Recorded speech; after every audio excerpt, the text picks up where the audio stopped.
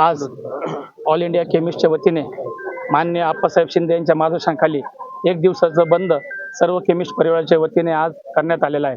100% हा बंद पूर्ण प्रतिसाद आमच्या सर्व केमिस्ट परिवारांनी दिलेला आहे. कारण येणारा काळ हा खूप कठीण आहे.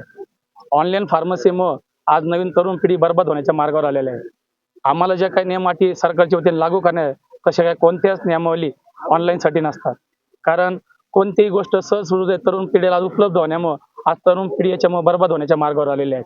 त्यामुळं जे काही कायदे आम्हाला आहेत तेच कायदे आणि आमचे सगळ्यात महत्त्वाचे की हा ऑनलाईन फार्मसी बंद झालीच पाहिजे. तसेच कोविडमध्ये सरकारने जो GSR 220E हा कायदा जो लागू केलेला होता तो कायदा रद्द करण्यासाठी आमचं केमिस्टच्या वतीने आज मागणी केलेली आहे.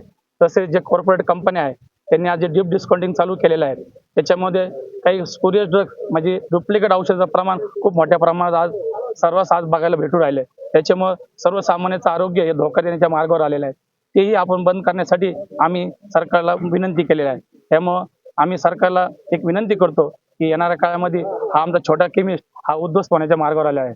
12.5 लाख केमिस्ट अख्ख्या भारतामध्ये आहेत. तसे नगर जिल्ह्यामध्ये 8-8.5 लाख केमिस्ट आज आम्ही आहेत.